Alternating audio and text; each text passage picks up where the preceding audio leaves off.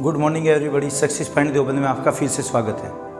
आज की इस वीडियो में हम करेंगे भारतीय अर्थव्यवस्था, इंडियन इकोनॉमी का अनएम्प्लॉयमेंट टॉपिक, बेरोजगारी।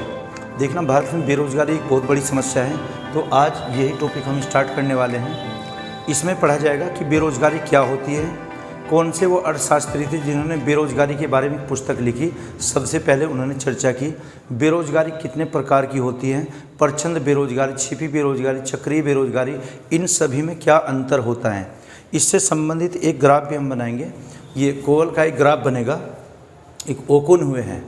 ओकुन ने एक ग्राफ एम्प्लॉयमेंट और बेरोजगारी के बारे में या फिर जीडीपी के बारे में समझाया है, और इसके उपाय क्या होंगे, इसके कारण क्या होते हैं, बेरोजगारी बढ़ने के कारण क्या होते हैं, क्या उन पर कोई नियंत्रण, उन पर कोई कंट्रोल किया जा रहा है, कौन कौन सी योजनाएं चलाई जा रही हैं।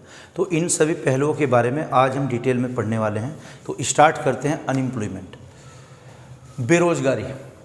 एक यूरोप के अर्थशास्त्री थे जॉन मेनार्ड कीन्स। क्या नाम था? John Maynard Keynes. उन्होंने एक 1936 में एक पुस्तक लिखी थी, द कंसेप्ट, ये ना general theory of unemployment and investment and money. General theory of unemployment. सबसे पहले बेरोजगारी के बारे में उन्होंने ऑथेंटिक, आधिकारिक रूप से चर्चा की। ये पुस्तक कब लिखी गई थी? 1936 में लिखी गई थी, इन 1936।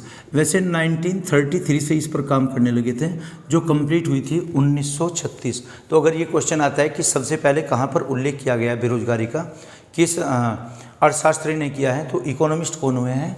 ये मेनार्ड कीन्स। तो इन्होंने सबसे पहले इसके बारे में लिखा है। एक हम पढ़ते हैं वित्तीय वर्ष, फाइनेंशियल ईयर। जैसे वर्तमान में 2023-2024 हमारा क्या है? फाइनेंशियल ईयर, वित्तीय वर्ष। फिर बात करेंगे हम स्टैंडर्ड ईयर या मानक वर्ष। मानक वर्ष क्या होता है? तो सबसे पहले आप इसे समझने के लिए वित्तीय वर्ष समझिए आप। वित्तीय वर्ष या फिर फाइनेंशियल ईयर किसे कहा जाएगा? फाइनेंशियल ईयर क्या होता है? देखना, फाइनेंशियल ईयर या वित्तीय वर्ष ये 1 अप्रैल से प्रारंभ होगा प्रत्येक वर्ष। 1 अप्रैल से अगले वर्ष का, जैसे 1 अप्रैल 2023 से स्टार्ट होगा और 31 मार्च 2024 में कंप्लीट हो जाएगा। फिर मार्च के बाद अप्रैल आएगा, फिर से नेक्स्ट 2024-2025 आ जाएगा। तो फाइनेंशियल ईयर या वित्तीय वर्ष हम किसे कहते हैं? कि जो 1 वर्ष से स्टार्ट होगा 2023 से या फिर किसी भी ईयर से, और नेक्स्ट ईयर के 31 मार्च तक, इसे हम वित्तीय वर्ष बोल रहे हैं। तो इसमें हम मानते हैं 365 दिन, 365, चाहे कोई लीप ईयर भी हो जाए। हालांकि लीप ईयर में 366 होता है, वो मैथमेटिक्स या रीजनिंग की कैलकुलेशन निकालने के लिए अलग चीज़ है। यहाँ पर वित्तीय वर्ष की, फाइनेंशियल ईयर की बात हुई है, तो 365 दिन का हम एक ईयर मानते हैं। और एक ईयर में मंथ्स कितने हो जाएंगे? 1 ईयर में 12 मंथ्स। 12 मंथ्स को अगर हम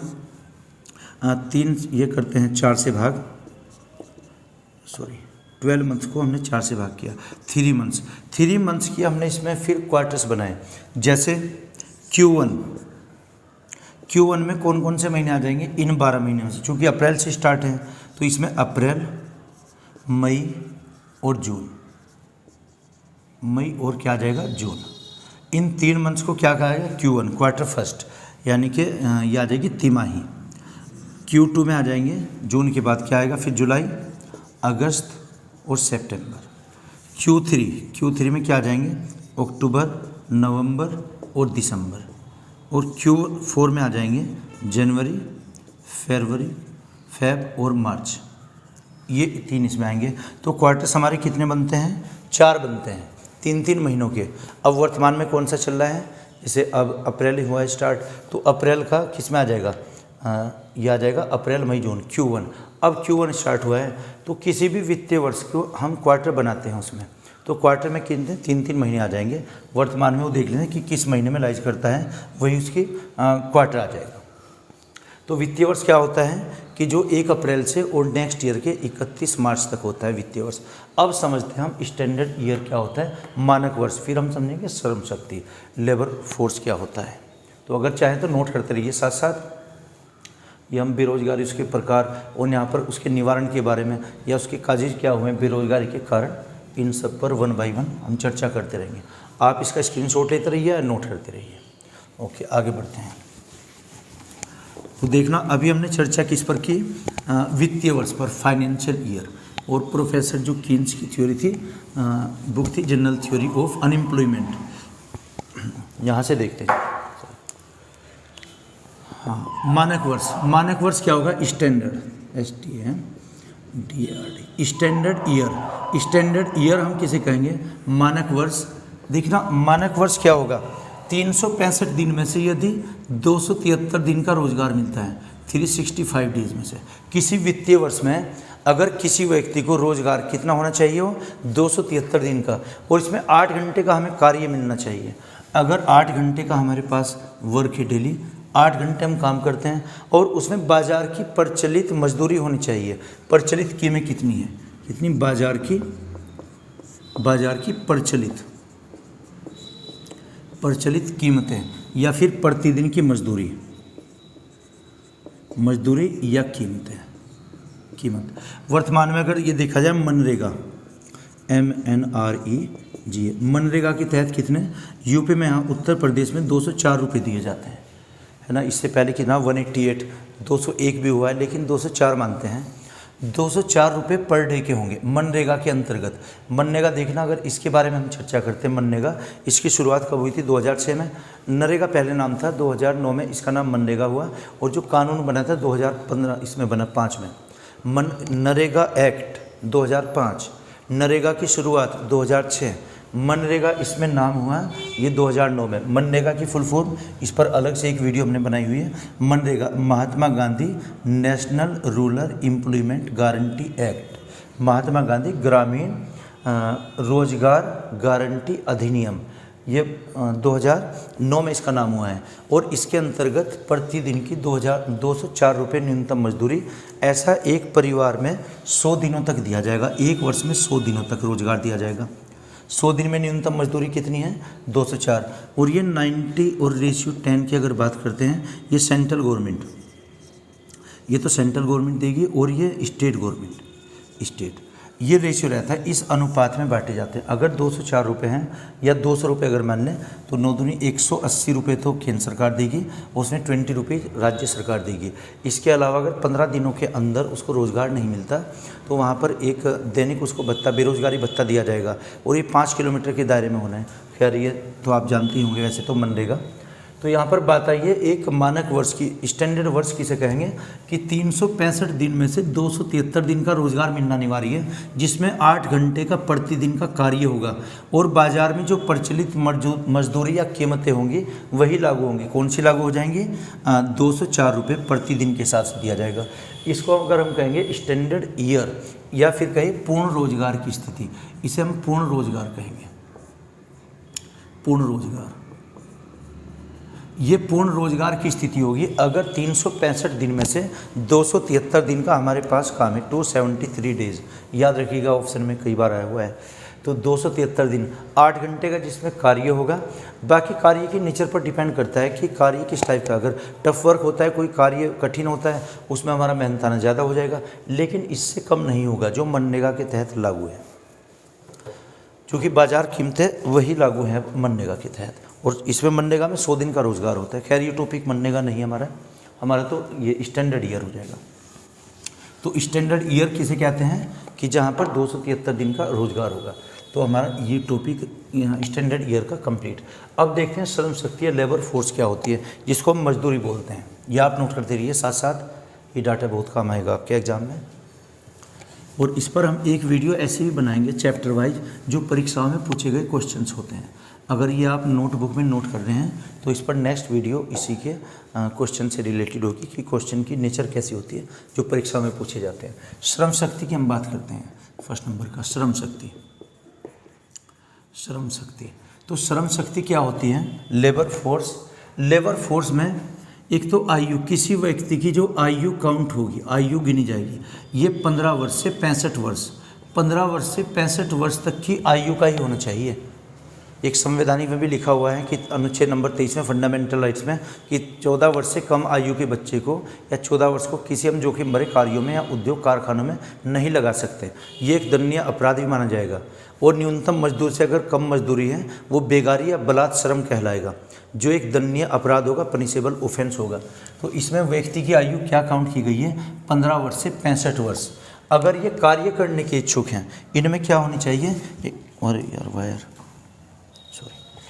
इनमें क्या होना चाहिए, एक तो अक्षमता भी होनी चाहिए, कैपेसिटी, और इसमें कौशल होना चाहिए, कुशलता, और इच्छा भी होनी चाहिए, इच्छा ना। ये क्या आ जाएगा, अक्षमता को हम क्या बोलते हैं,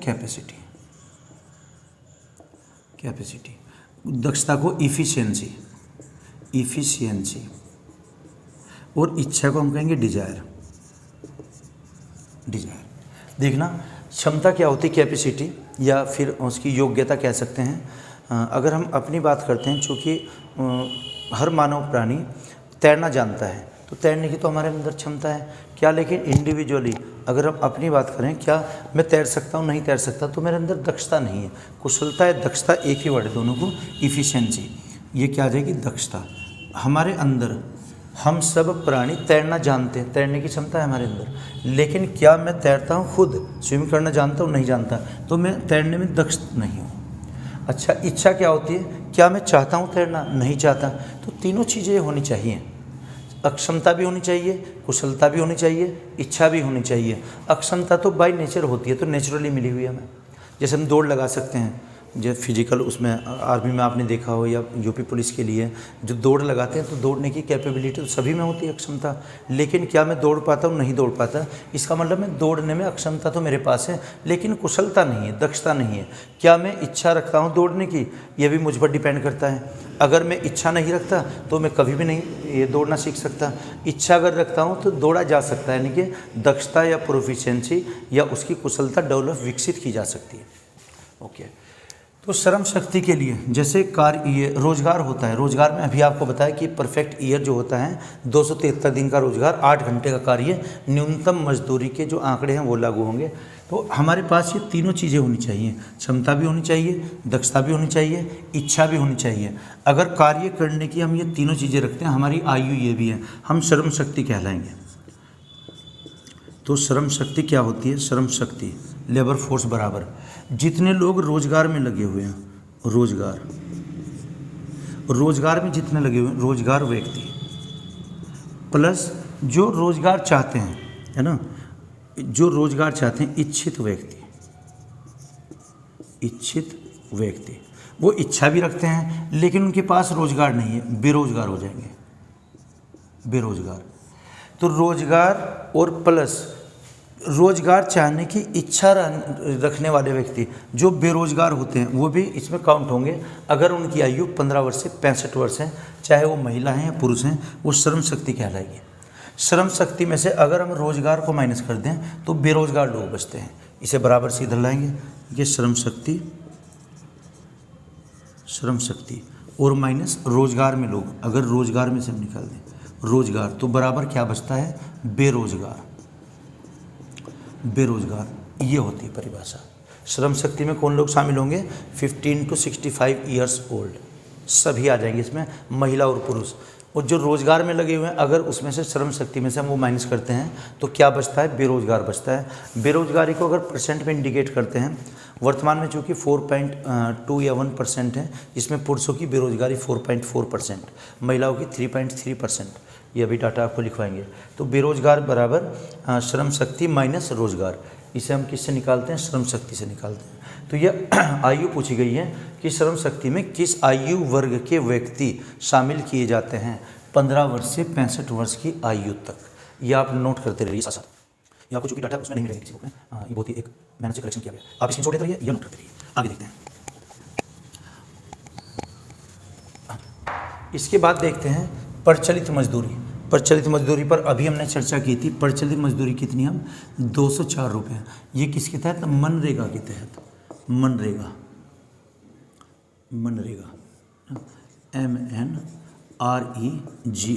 जो बड़ी बड़ी परियोजनाएं हैं, इनके बारे में एक अलग वीडियो होगी, तो अभी तो ये ध्यान रखिएगा, नरेगा मनरेगा।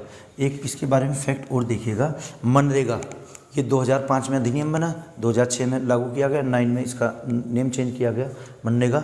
ये विश्व का ऐसा सबसे बड़ा प्रोग्राम है जो एक अधिनियम का रूप ले चुका, ये कानून बन चुका। भारत में 100 दिन का रोजगार देना ही पड़ेगा, मनरेगा। इसमें 204 रुपये प्रति दिन के हिसाब से मिलते हैं, पर डे। इतने रुपए दिए जाएंगे। और कब तक दिए जाएंगे? 100 दिनों तक तो कम से कम ही दिए जाएंगे। ठीक है जी। तो न्यूनतम प्रचलित मजदूरी कितनी है? 204 रुपये लगाएंगे। हर राज्य की अलग अलग होती है। वैसे यहाँ यूपी में 204 रुपये लागू हैं, जिसमें 90% केंद्र सरकार और 10% राज्य सरकार इसमें कंट्रीब्यूट करती है। नेक्स्ट देखते हैं बेरोजगारी के प्रचार। आप ये नोट कीजिए, बेरोजगारी के प्रकार क्या हो जाएंगे। ये मुख्य रूप से तो ये 6 या 7 प्रकार की होगी। हालांकि वो प्रकार की संख्या नहीं पूछी जाएगी, इनकी परिभाषा पूछी जाएगी। देखना, ऐच्छिक बेरोजगारी के प्रकार हम सबसे पहले लेते हैं ऐच्छिक बेरोजगारी, अनैच्छिक बेरोजगारी, चक्रीय बेरोजगारी, घर्षण बेरोजगारी, फ्रैक्शनल अनएम्प्लॉयमेंट, एक आ जाएगा संरचना बेरोजगारी, और एक प्रच्छंद बेरोजगारी, छिपी बेरोजगारी या अदृश्य बेरोजगारी, एक होती है मौसमी बेरोजगारी। तो 1 बाय 1 हम इन पर अभी डिटेल में जानेंगे इसे। तो पहले हम क्या लेते हैं? ऐच्छिक बेरोजगारी, वॉलंटियर। ऐच्छिक बेरोजगारी, ऐच्छिक बेरोजगारी क्या होगी? ये देखिए आप, वॉलंटियर अनएम्प्लॉयमेंट, जानबूझकर की गई। ऐच्छिक से ही, शब्द से ही क्लियर हो रहा है ऐच्छिक, यानी कि जो बेरोजगार होने के इच्छुक होंगे वो ऐच्छिक हो जाएगी। ऐसे भी बहुत लोग हैं जिनको वो चाहते हैं कि बस पढ़े हुए मिल जाए हमें सब कुछ, वो करना नहीं चाहते हैं। तो एक तो ऐच्छिक बेरोजगारी में क्या आ जाएगा? बाजार में जो भी प्रचलित मजदूरी होगी, प्रचलित मजदूरी। अभी हमने मनरेगा की बात की थी, इसके अंतर्गत कितना है? 204 रुपये, 204 रुपये पर डे। बस इससे कम नहीं होगा, ये तो मिलेगा ही। ऐच्छिक बेरोजगारी, अगर कोई व्यक्ति इस मजदूरी पर कार्य करना नहीं चाहता, अगर उसमें कार्य करने की चाहत ही नहीं, कार्य करना नहीं चाहता, ठीक है जी, वो चाहता है कि इससे भी अधिक कहीं पर मिल जाए, लेकिन उसमें इतनी योग्यता नहीं है। अगर वो न्यूनतम मजदूरी जो बाज़ार में प्रचलित मजदूरी है पर डे की, उस पर भी वो कार्य करना नहीं चाहता, इसका मतलब ये नहीं कि वो वहीं पर जाएगा जहाँ कहीं गांव में होगा और वहाँ कोई किसी से संबंधित कार्य होगा, वो तब भी नहीं, चाहे वो नगर में भी हो, कहीं पर भी न्यूनतम मजदूरी जो प्रचलित है, किसी भी टेंडेंसी या प्रकृति का कार्य होगा, उसको करना ही नहीं चाहेगा। कोई व्यक्ति जब कार्य नहीं करना चाहता, उसको हम ऐच्छिक बेरोजगारी चाहते हैं, अपनी इच्छा से ही करना नहीं चाहता न्यूनतम मजदूरी पर। ओके, दूसरा हम देखते हैं ये अनिच्छिक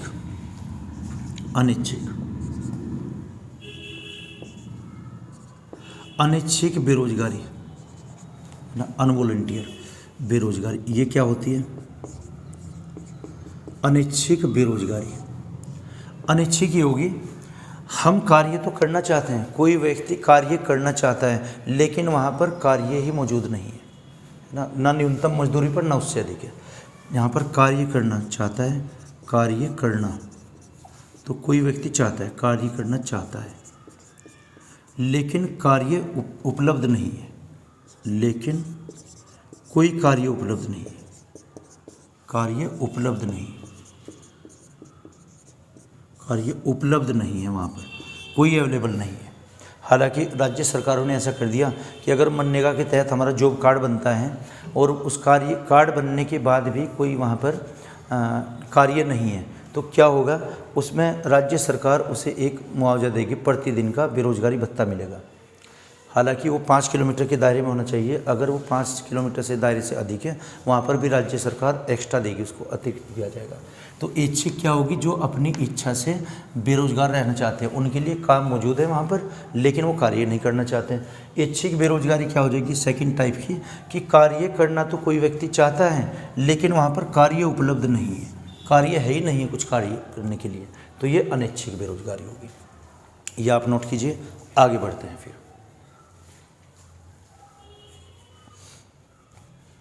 ओके, इसकी जोड़ लेते रहिए, बाद में नोटबुक में अपनी नोट कर लेना। देखिएगा, चक्रीय बेरोजगारी और घर्षण बेरोजगारी। चक्रीय और घर्षण बेरोजगारी ये विकसित देशों में होती है। ये क्या जाएगी? चक्रीय बेरोजगारी। चक्रीय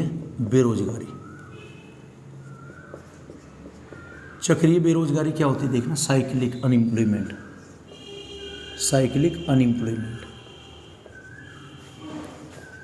साइक्लिक अनएम्प्लॉयमेंट, चक्रीय बेरोजगारी क्या होती है ज़्यादातर विकसित देशों में। देखना develop country, developing country and other country जो थर्ड वर्ल्ड के देश कहलाते हैं। तो विकसित देश वो होते हैं जिनमें HDI का मान, ह्यूमन डेवलपमेंट इंडेक्स का मान 0.8 से 1.0 तक होता है, यानी कि कहिए बिंदु 80 से 100 तक अगर होता है। इसकी संकल्पना ये UNDP एक HDI जारी करता है प्रत्येक वर्ष, उसमें विकसित देश होंगे। वो नहीं कि जो बड़े देश है विकसित देश हुए, जो छोटे हैं वो विकासशील देश हुए, और या फिर ऐसे भी पढ़ते हैं जो दूसरे देशों पर आश्रित हैं वो तो विकासशील, और जो आश्रित नहीं है वो विकसित देश, ऐसे नहीं है। जिसमें HDI ह्यूमन डेवलपमेंट इंडेक्स मानव विकास सूचकांक का मान 0.8 से 1.0 तक होता है, वो विकसित देश होते हैं। तो चक्रीय बेरोजगारी ज़्यादातर विकसित देशों में होती है। चक्रीय बेरोजगारी क्या होगी, साइक्लिक, ये मांग के सिद्धांत पर निर्भर करती है, मांग और आपूर्ति, है ना। मांग में कमी होना, अगर मांग में कमी हुई है, मांग में कमी जब होगी तो वहाँ पर चक्रीय बेरोजगारी उत्पन्न होगी। मांग में कमी का क्या मतलब हुआ, कोई उद्योग है, कोई उद्योग किसी वस्तु का उत्पादन करता है, मसलन अगर ये पेन का ही उत्पादन होता है तो उस फैक्ट्री में जितना उत्पादन होता है, समझिए कि ये 1000 पीसीज बनाता है, 1000 वस्तुएं यहाँ पर बनती है। डिमांड अगर कम हुई है, मांग किसी वस्तु की अगर मांग कम हुई है तो उसका उत्पादन भी कम ही करना पड़ेगा। मांग अगर कम हुई है वहाँ से कुछ एम्प्लॉय को हमें निकालना पड़ेगा, या फिर कोई तकनीकी विकास हुआ है, वहाँ पर कोई नई टेक्नोलॉजी आई है, ठीक है ना। तो लेकिन अगर सिंगल हमें ऑप्शन लगाना पड़ता है कि चक्रीय बेरोजगारी कहाँ पर उत्पन्न होती है, विकसित देशों में। चक्रीय बेरोजगारी का कारण क्या है, मांग में कमी, किसी वस्तु की मांग में कमी हुई है, कोई वस्तु है या कोई फिर उत्पाद है, उत्पादन, कोई वस्तु या उत्पादन की मांग में कमी। जब मांग में कमी तो आपूर्ति भी कमी होगी, फिर इसकी आपूर्ति में कमी आएगी। आपूर्ति में जब कमी होगी, आपूर्ति में कमी, तो इससे क्या होगा, बेरोजगारी बढ़ती है, इससे भी बेरोजगारी बढ़ेगी। बेरोजगार में वृद्धि, इसमें वृद्धि हो जाएगी। तो ये कहाँ पर होती है, विकसित देशों में। सेकंड देखते हैं फिर घर्षणात्मक, घर्षण बेरोजगारी, फ्रिक्शनल। तो घर्षण बेरोजगारी क्या होती है, घर्षण जनित बेरोजगारी, इसे हम इंग्लिश में क्या कहेंगे, फ्रिक्शनल। फ्रिक्शन फिजिक्स का है शब्दावली, एक विज्ञान का घर्षण बल होता है जैसे। तो घर्षण जनित बेरोजगारी कैसी हो जाएगी, कोई व्यक्ति अगर एक उद्योग छोड़कर दूसरे उद्योग में जाता है या फिर वहाँ से पलायन करता है किसी भी कारण से, ये कोई उद्योग है या कोई विभाग है, वो दूसरे में जाना चाहता है। क्यों जाना चाहता है, A से B में जाना है उसे। इस व्यक्ति के पास जिस उद्योग में काम करता है या तो तकनीकी जानकारी कम है, या यहाँ पर इसको वेतन कम दिया जाता है। अब ये दूसरी जगह पलायन करता है, दूसरे किसी शहर में, दूसरे देश में, या दूसरे कहीं कारखाने में। A व्यक्ति या A कारखाने से B व्यक्ति या B कारखाने में जाता है। ये जब तक समझो कि यहाँ पर ये रोज़गार में था, दूसरे रोज़गार में जाने में इसको 6 महीने का समय लगता है, 6 माह। तो जो 6 माह तक होगा ये घर्षण जनित बेरोजगारी कहलाएगी। घर्षण बेरोजगार कहलाएगा इस अवधि में, इन्हीं 6 महीनों में, जब वो एक एम्प्लॉई एक कार्य छोड़कर दूसरे कार्य की तलाश में जाता है, और तलाश करने में उसको 6 महीने का या अधिक समय लगा है। जो भी समय लगता है, या 3 महीने लगा है, 2 महीने समय लगा है, उन 2 महीनों तक जितनी भी अवधि तक वो बेरोजगार रहता है दूसरे किसी कारखाने में या दूसरे विभाग में सेटल होने से पहले, वो अवधि क्या कहलाएगी, घर्षण बेरोजगारी। और ऐसे व्यक्ति को घर्षण बेरोजगार कहा जाएगा। ये भी समस्या कहाँ है, विकसित देशों में।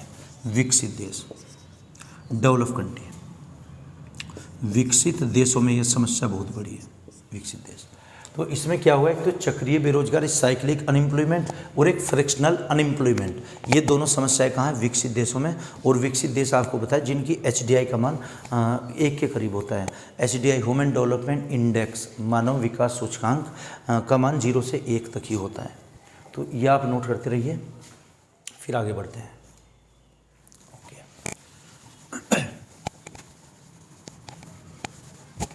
ये क्या बना, चक्रीय बेरोजगारी। आगे देखते हैं चक्रीय घर्षण, संरचनात्मक संरचनात्मक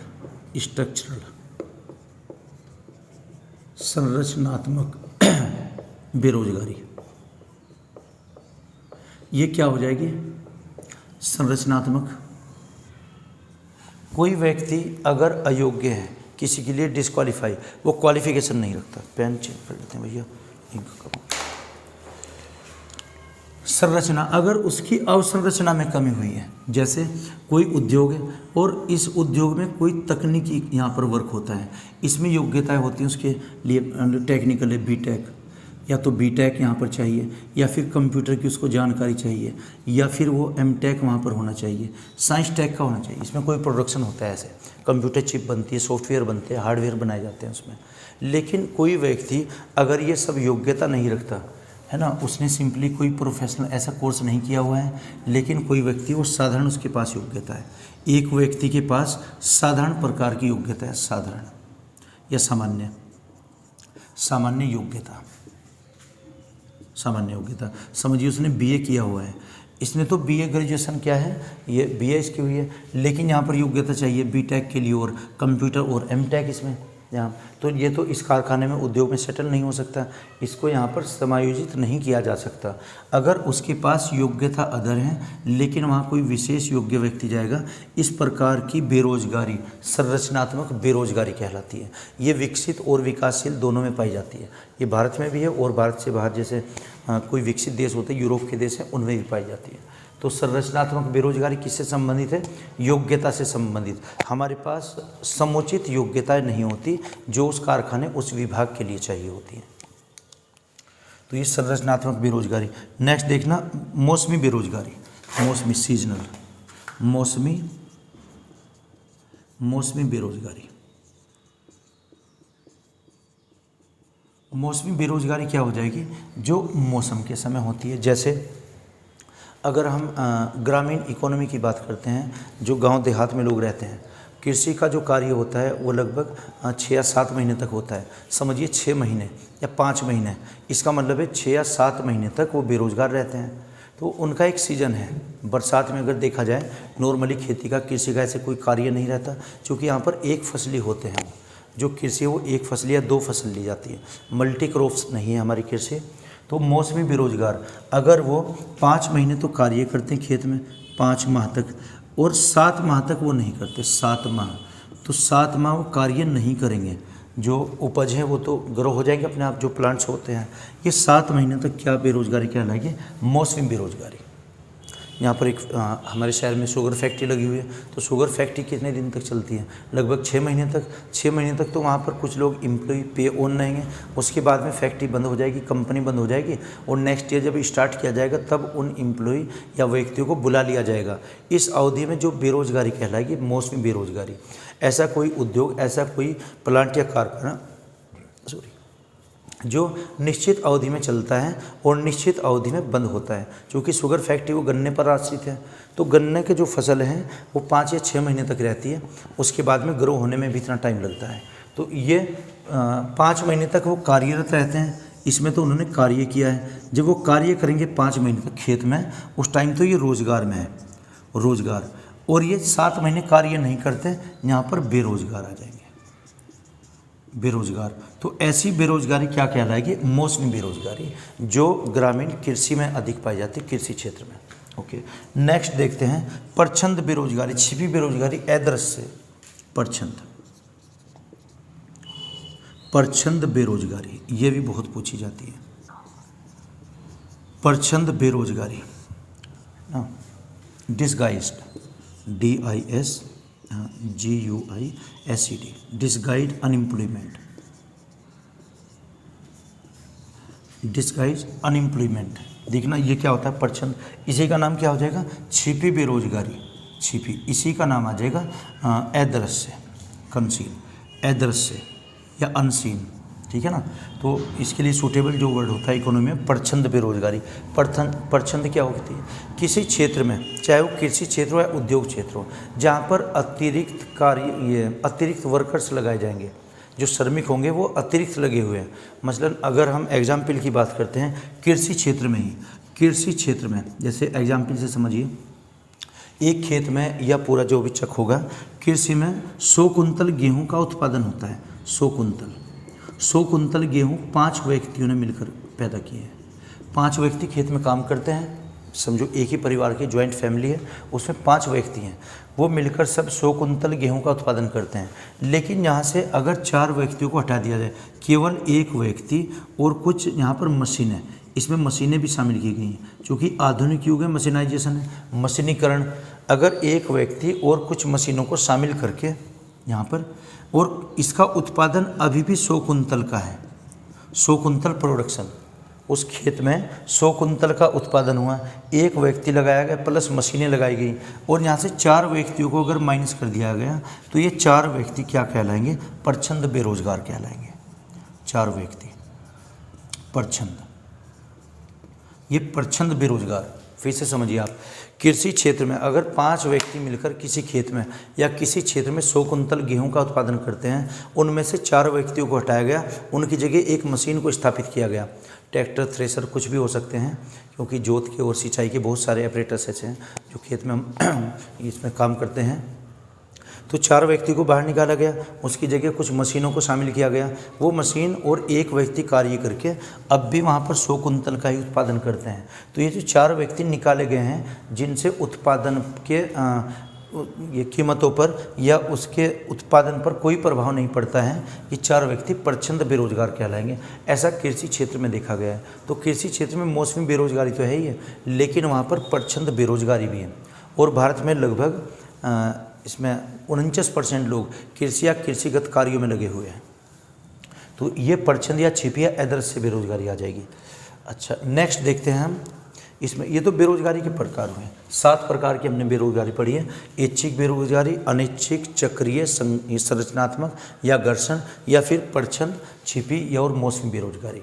एक हम पढ़ते हैं ओकुन का नियम। ओकुन का नियम देखिएगा आप क्या कहता है। तो क्वेश्चन परीक्षाओं में ये पूछा गया, ओकुन का नियम किससे संबंधित है? हम क्या बताएंगे इसमें? उत्पादन से, जीडीपी से और बेरोजगारी से संबंधित है। आप ये नोट कीजिए, अभी देखते हैं। स्क्रीनशॉट ले लीजिए, नोट कर लीजिए। ओके, ओकुन का नियम। ओकुन के नियम के अनुसार देखिए, यूरोप के इकोनॉमिस्ट हुए ओकुन, ये भी हटा देते हैं। यूरोप के इकोनॉमिस्ट हैं ओकुन, OKUN, ओकुन लॉ। ओकुन का नियम क्या है? ओकुन का नियम ये किससे संबंधित है? जीडीपी और बेरोजगारी से, अनएम्प्लॉयमेंट से। बेरोजगारी, जीडीपी और बेरोजगारी से संबंधित है ओकुन का नियम। तो देखते हैं बेरोजगारी से कैसे। अगर एक ग्राफ बताते हैं तो इनका ये कहना है कि अगर जीडीपी, हमारी जीडीपी में 3% की वृद्धि होती है, ये 3% अगर बढ़ती है तो उससे बेरोजगारी 1% कम होती है। फिर से देखिएगा, हमारी जीडीपी को हम क्या बोलते हैं? राष्ट्रीय आय, national income, gross domestic production. GDP, अगर हमारा राष्ट्रीय आय 3% बढ़ती है तो ये 1% गिरती, हमारी बेरोजगारी 1% कम होगी। ऐसा कब किया गया? 1928 से और 1980 के आंकड़ों के आधार पर, ऐसा इन आंकड़ों के आधार पर बताया गया है। इससे आगे अगर ये 4%, 1% की और वृद्धि होती है तो ये 0.5% गिरती है फिर बेरोजगारी। इन्होंने एक ग्राफ बनाकर समझाया है इस चीज़ को। यहाँ पर अगर बेरोजगारी का प्रतिशत लेते हैं, ये तो क्या लेंगे हम? जीडीपी तो हमने इस ग्राफ पर लिया वाई एक्सिस पर, और एक्स पर हम ले रहे हैं, ये एक्स एक्सिस हो जाएगा यहाँ पर बेरोजगारी, अनएम्प्लॉयमेंट, बेरोजगारी, ये तो अनएम्प्लॉयमेंट हुआ इधर। और यहाँ पर क्या है? ये जीडीपी। तो जीडीपी को अगर हम मानते हैं 1%, 2, 3, 4, 5, 6, 7, तो 1%, 2 और 3%, 4, 5, 6, 7, यहाँ पर भी हम इसमें लेते हैं 1, 2, यहाँ पर 3, 4, यहाँ पर ये माइनस में ले लेते हैं इसको, चलो इससे ये 1, 2 इधर किया है। तो अगर जीडीपी में वृद्धि कितनी हुई है? 3% की, तो यहाँ पर ये 1% होगी। उस टाइम पर 1% गिर जाएगी, कम हो जाएगी। और ये इसमें ग्राफ ये चलेगा, ये अगर 4% है तो इसमें आधे % और हो जाएगी। एक ग्राफ यहाँ से बनेगा, इसमें आधे % और हम डाउन लेंगे इसमें। ओके, तो ये किससे संबंधित है? ग्राफ, इसको ग्राफ को बना लेते हैं। ये अगर 3% हमने ए बिंदु यहाँ पर लिया है तो हमारी ये कितनी गिरी है? इसमें कम हुई है। इस ग्राफ पर क्या लिया हमने? जीडीपी, ये तो क्या है? जीडीपी, और ये क्या? बेरोजगारी, अनएम्प्लॉयमेंट। ये ग्राफ ऐसे बनता है। ओके, कि अगर नेशनल इनकम बढ़ती है उसी अनुपात में बेरोजगारी कम होती है। तो बेरोजगारी ये किससे संबंधित है? जीडीपी और अनएम्प्लॉयमेंट, अनएम्प्लॉयमेंट से संबंधित है। ये सिद्धांत किसने दिया था? ओकुन का सिद्धांत। तो ये वो ग्राफ बनाया गया ऐसे, ये आप नोट कीजिए, फिर इसे हटाते आगे बढ़ते हैं। ये तो क्या हमने पढ़ा है, स्टैंडर्ड ईयर क्या होता है, न्यूनतम मजदूरी क्या, और इसमें बेरोजगारी के प्रकार क्या होते हैं, ओकुन का सिद्धांत क्या है। इसके बाद में हम देखते हैं बेरोजगारी रोकने के क्या उपाय होंगे। अच्छा ठीक है, जल्दी से आप नोट कीजिए चूँकि वीडियो बड़ी हो जाएगी फिर। ओके, अब देखते हैं इसको रोकने के उपाय। कोई भी समस्या है उसका एक तो उपाय यही है कि जनसंख्या में जो बढ़ोतरी हो रही है, क्योंकि इसमें रिसोर्सेज कम हो रहे हैं हमारे, और एक वेल मैनेजमेंट ना होना। तो सबसे पहले कारण देखते हैं इसका उपाय। बेरोजगारी के कारण क्या है, सबसे पहले कारण देखेंगे, और कारण जब पता लगेगा उसका निवारण हो जाएगा उपाय। एक तो रोजगार विहीन आर्थिक विकास। जो हमारी आर्थिक विकास की दर होती है, जो आर्थिक विकास, क्या हम लक्ष्य तय करते हैं आर्थिक विकास का? जैसे 12वीं पंचवर्षीय योजना में भी हमारा 9% था, और उससे पहले 11वीं में भी, और हमने प्राप्ति की थी 8.3% की। लेकिन वहाँ पर क्या है, इसमें वो रोज़गार विहीन होती है। हमारी जो योजना है ना, उनमें रोज़गार नहीं होते, रोज़गार सृजन में कमी। इससे क्या होगा? रोज़गार सृजन में कमी आएगी, सृजन में कमी। हमने ग्रोथ तो ऊंची बना दी, लेकिन रोज़गार विहीन, उसमें जॉबलेस हुए हैं, जॉब ही नहीं दी गई उसमें, जॉबलेस योजनाएं बन गई। योजना में प्रोजेक्ट हमने बना दिए, पावर प्रोजेक्ट, उनसे उत्पादन भी हुआ है, लेकिन जनसंख्या जिस बढ़ोतरी से हो रही है उसी बढ़ोतरी से वहाँ पर सभी को अवसर नहीं दिए गए योजना के। एक तो हमारा क्या हो जाएगा? रोजगार विहीन आर्थिक विकास दर, एक तो ये। सेकंड देखते हैं जनसंख्या में वृद्धि। जब भी जनसंख्या में वृद्धि हो जाएगी, जनसंख्या वृद्धि सबसे अधिक जिम्मेदार इसके लिए बेरोजगारी के लिए, क्योंकि उनको उचित कार्यों पर नहीं लगाया गया, खाद्यान्नों में कमी आएगी उससे, और योजनाएं इतने अवसर उसमें उत्पादित नहीं करते हम। तो जनसंख्या वृद्धि भी इसका दूसरा कारण बन जाएगा। तो जनसंख्या में वृद्धि। तीसरा कृषि मौसमी व्यवसाय। तीसरा क्या हो जाएगा? कृषि। देखना, भारतीय अर्थव्यवस्था को 3 क्षेत्रों में बांटा गया है, कृषि क्षेत्र, उद्योग क्षेत्र और सेवा क्षेत्र। कृषि क्षेत्र में अगर देखा जाए तो भारत में लगभग 49% लोग कृषि या कृषिगत कार्यों में इंगेज हैं, उसमें लगे हुए हैं। लेकिन वहाँ पर एक फसली या 2 फसली उपज ही पैदा करते हैं हम। हमारे वेस्टर्न यूपी की अगर बात करते हैं, पश्चिम उत्तर प्रदेश की, ये जो फसल हैं ज़्यादा यहाँ गन्ने के लिए प्रोमिनेंट है। यहाँ पर गन्ना उत्पादित होता है। गन्ना तो एक फसल है, पूरे खेतों में अगर देखें गन्ना ही गन्ना है। वहाँ पर और भी फसलें उगानी है, यानी कि वहाँ पर बहुफसल होनी चाहिए। एक खेत में कुछ फसलें और उसके अलावा भी दूसरी उगानी चाहिए। ये क्या आ जाएगा? एक फसली होते हैं। हाँ, एक फसल भी जिम्मेदार है रोजगार के लिए। अगर हम एक फसल उगाएंगे, जब तक वो ग्रो होगी तो तब तक हम खाली बैठेंगे, और उससे क्या होगा? बेरोजगार बढ़ेगा। ये ज़्यादातर कृषि क्षेत्र में होता है, या फिर इसको हम परछंद बेरोजगारी, परछंद भी बोल सकते हैं, या फिर मौसमी भी कह सकते हैं इसको, मौसमी। और ये छिपी बेरोजगारी होती है। छिपी बेरोजगारी सबसे अधिक कृषि क्षेत्र में होती है। तो क्यों होती है? क्योंकि हम एक फसलीय व्यवसाय होता है हमारे पास, कृषि व्यवसाय मौसमी एक फसली हो जाएगा, ये कहीं ना कहीं जिम्मेदार है। आगे देखते हैं फिर सिंचाई सुविधाओं की कमी। सिंचाई देखना, सिंचाई में भी कमी है। सिंचाई में अगर कमी होगी, कुछ फसलें हम उगा नहीं सकते। अभी जो हमने बात की है कि हमारे पास एक फसलें क्यों हैं, क्योंकि जो दूसरी फसल है उनको उगाने के लिए उचित सिंचाई संसाधन हमारे पास होने चाहिए, पानी की कमी ना हो जाए कहीं पर, है ना। तो अगर धान उगाते हैं या दूसरी फसलें उगाते हैं, उनके लिए तो भरपूर मात्रा में पानी होना चाहिए। पानी हमारे पास नहीं है। 12वीं पंचवर्षीय योजना की अगर बात करते हैं, FYP 5 ईयर प्लानिंग, इसमें 44% ही संसाधन थे हमारे पास सिंचाई के लिए, केवल 44% सिंचाई के प्रयुक्त संसाधन। इसके अलावा अगर देखते हैं तो 56% उसकी कमी है सिंचाई के संसाधनों की। 12वीं पंचवर्षीय योजना के अनुसार 56% की कमी हमारे पास। और अगर सिंचाई प्रॉपर नहीं है, उसमें एक ही फसलें या 2 फसलें उगाने में सक्षम होते हैं। हमारे पास बहुफसलें नहीं हो सकती, हो मल्टी क्रॉप्स नहीं हो सकती हमारी एग्रीकल्चर तक। हमें सिंचाई के संसाधन विकसित करने होंगे। नेक्स्ट देखते हैं संयुक्त परिवार, ज्वाइंट फैमिली, जो संयुक्त परिवार होते हैं। संयुक्त परिवार भी कहीं कहीं पर जिम्मेदार है इसके लिए, क्यों होंगे जिम्मेदार? जैसे 2-3 परिवार एक साथ रहते हैं, जिसको हम ख़ानदान बोलते हैं या डायनेस्टी हमारी होगी, तो जो उसमें जितने भी लोग लगे हैं, अगर वो एक फसलिया 2 फसलियाँ करते हैं, उससे मौसमी बेरोजगारी फैलती है। अगर एक परिवार में 10 लोग हैं, संयुक्त परिवार में 10 हैं, और उनका व्यवसाय कृषि करना, कृषि तो ये 10 के 10 ये बताएंगे कि हम खेती करते हैं, जबकि सभी की आवश्यकता नहीं है, वहाँ पर छिपी बेरोजगारी या फिर मौसमी बेरोजगारी हो जाएगी। जबकि कृषि का कार्य इसमें से 4 लोग भी कर सकते हैं, 6 में से 4 लोग तो कृषि कार्य करते हैं, तो इसमें 6 व्यक्ति जो बचते हैं, 10 में से 4 लोगों ने कार्य किया, 6 व्यक्ति क्या कहलाएंगे? ये मौसमी या छिपी बेरोजगार हो जाएंगे। ऐसा कहाँ पर होता है? संयुक्त परिवारों में, और गाँव में अधिकांश संयुक्त परिवार ही होते हैं। वहाँ पर एक परिवार में अगर 5 भाई है तो सबके सब कार्य वो नहीं करते, उसमें से 1-2 बेरोजगार भी रह जाते हैं। तो कहीं ना कहीं संयुक्त परिवार भी जिम्मेदार हैं बेरोजगारी के लिए। नेक्स्ट देखते हैं कुटीर या लघु उद्योगों का अभाव। कुटीर उद्योग क्यों अभाव? पहले समझिए कुटीर उद्योग किसको हम कहेंगे। कुटीर उद्योग, डोमेस्टिक इंडस्ट्री। कुटीर उद्योग लघु उद्योग में क्या फ़र्क है?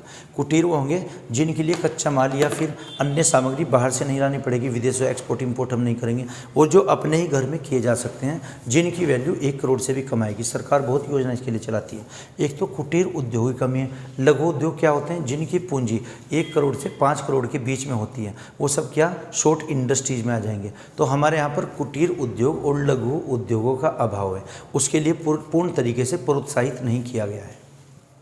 कुटीर उद्योग में क्या क्या आते हैं? जैसे चमड़े का कार्य करना, जैसे गांव में लोहार होते हैं, बढ़ई होते हैं, ये सब क्या है? कुटीर उद्योग होते हैं।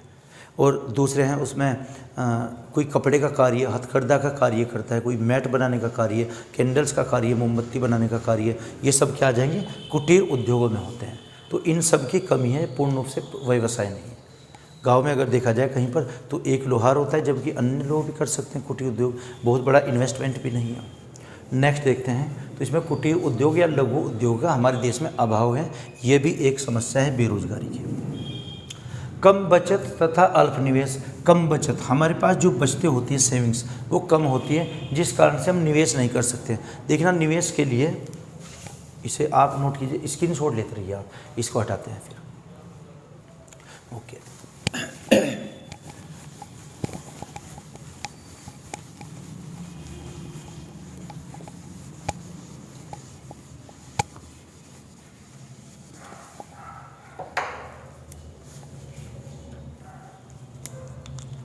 आगे देखते हैं हम कम बचत या अल्प निवेश।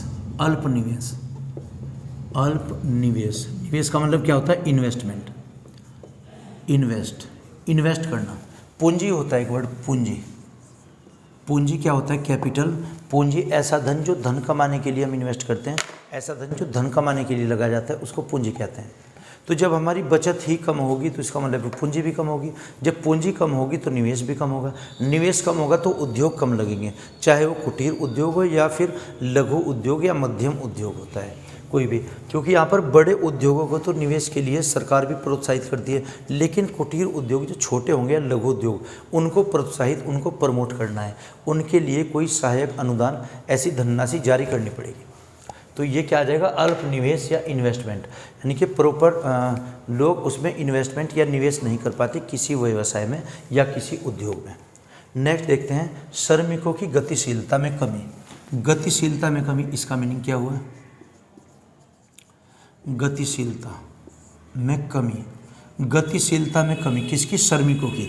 जो श्रमिक वर्ग होता है ना, कर्मकार, वर्कर्स जो होते हैं, जिनके पास थोड़ी तकनीकी या गैर तकनीकी योग्यताएं होती हैं, वो अपने क्षेत्र को नहीं छोड़ना चाहते हैं। जहाँ के वो नेटिव होते हैं वहीं पर काम करना चाहते हैं, और वो दूसरे क्षेत्रों में, दूसरे राज्यों में नहीं जाएंगे, दूसरे क्षेत्रों में, राज्यों में, वहाँ राज्य के यहाँ पर आएंगे जहाँ पर भी उचित संसाधन ऐसे होंगे, वहीं पर उनको पलायन करना पड़ेगा, वहीं जाना पड़ेगा।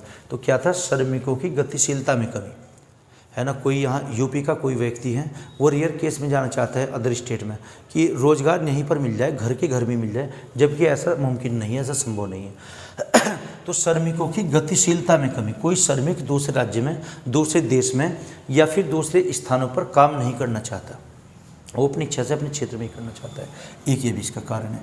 तो अगर ये देखी जाए बेरोजगारी रोकने के क्या उपाय होने चाहिए, इन्हीं को सबको अगर उल्टा कर दिया जाए तो ये हो जाएंगे इनके विलोम। रोजगार विहीन यानी कि रोजगार युक्त बनाना चाहिए। जनसंख्या में वृद्धि, जनसंख्या में कमी करनी चाहिए बेरोजगारी दूर करने के लिए।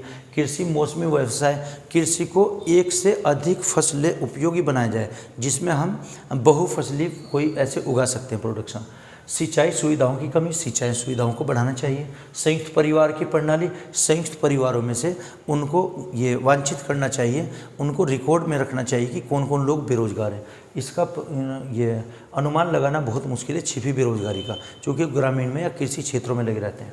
कुटीर उद्योग, लघु उद्योग का अभाव, इनका विकास कर देना चाहिए सरकार को। ऐसी कोई योजनाएं बनानी चाहिए, कोई नीति बनानी चाहिए। कम बचत और अल्प निवेश, निवेश के लिए धनराशि अवेलेबल किसी बैंक के माध्यम से या फिर किसी वित्तीय समिति के माध्यम से बढ़ानी चाहिए। श्रमिकों की गतिशीलता में कमी, उनमें गतिशीलता, जैसे किसी अदर स्टेट में अगर अदर स्टेट में जाते हैं कार्य करने के लिए, सरकार को उनको प्रोत्साहित करना चाहिए, उनका मुआवजा भी अतिरिक्त होना चाहिए। तो यही बेरोजगारी के ये हो जाएंगे उपाय। अन्य दूसरा, बेरोजगारी दूर करने के लिए सरकार द्वारा चलाई गई योजनाएं, उसमें कुछ योजनाएं हैं जैसे PMKVY, आप सभी इसके बारे में शायद जानकार होंगे, प्रधानमंत्री कौशल विकास योजना 2006 से 2020 तक चलाई गई थी। तो उपाय क्या हो जाएंगे इसके या इससे संबंधित योजना एक तो PMKVY प्रधानमंत्री कौशल विकास योजना, ये 2016 में स्टार्ट की, 2016 से 2020 तक। इसमें ऐसे 9 युवकों को प्रशिक्षण दिया जाएगा जो कॉलेज में पढ़ते हैं या फिर स्कूल स्तर पर जो पढ़ते हैं। इसमें ऐसे पाठ्यक्रम चलाए जाएंगे जिनकी संख्या 300 से अधिक है। और ये अब जो चल रहा है 2021 में, ये PM के 3.0 प्रोग्राम, इसकी 3 योजनाएं शुरू की जा सकी। तो वर्तमान में कितने कोर्सेज हैं? 300 प्लस हैं। कॉलेज में आपने देखा भी होगा, जैसे प्रशिक्षण देना, जैसे ITI का होता है, इसी टाइप से कुछ होगा, किसी विशेष कार्य प्रशिक्षण। इंटरनेट पर, कंप्यूटर पर कंप्यूटिंग सीखना, टाइपिंग करना, कंप्यूटर के माध्यम से हम क्या कौशल बढ़ा सकते हैं, वो सभी योजनाएँ इसमें शामिल हैं, प्रधानमंत्री कौशल विकास योजना। ओके, एक देखते हैं हम, पंडित दीनदयाल उपाध्याय योजना, ये 2016 में शुरू की गई थी। पंडित दीनदयाल उपाध्याय योजना ये 2017 में स्टार्ट की गई थी। इसमें भी क्या, युवाओं को प्रोत्साहित किया गया था। युवाओं को अपने प्रशिक्षण, कोई अगर अपना निजी व्यवसाय करना चाहते हैं उसके लिए प्रशिक्षित उनको किया जाएगा, यानी कि व्यवसायिक शिक्षा के लिए। नेक्स्ट देखते हैं एक संकल्प योजना। संकल्प एक योजना थी, ये भी 2017 में स्टार्ट की गई थी। संकल्प योजना के अंतर्गत युवाओं को प्रशिक्षण दिया जाएगा और उनको कुछ सरकार के द्वारा अनुदान भी दिया जाएगा। ये संकल्प योजना 2017 में। एक थे प्रधानमंत्री युवा योजना, ये कब शुरू की गई थी? 2016 और 17 में स्टार्ट की गई थी, 2016-17। ये केंद्र सरकार के द्वारा चलाई गई कुछ योजनाएं हैं जो बेरोजगारी दूर करने के लिए योजनाएं, जिनसे क्या करना था, बेरोजगारी दूर करने की ये योजनाएं थी। तो ये इसके कारण हो जाएंगे, उपाय हो जाएंगे, योजनाएं हो जाएंगी। बेरोजगारी के हमने प्रकार पढ़े हैं ये सभी। तो एक जो नया क्वेश्चन था इसमें जो मुझे इम्पोर्टेंट लग रहा है, ओकोन का नियम किससे संबंधित है? इससे पहले हमने लोरेंज फार्मूला और एक गिनी गुणांक भी पढ़ा था, वो गरीबी से संबंधित था। तो खैर, ये मैं आशा करता हूँ कि आपके सब समझ आया होगा। अगर नहीं तो कमेंट बॉक्स में आप लिख कर बताइएगा। Okay, thank you.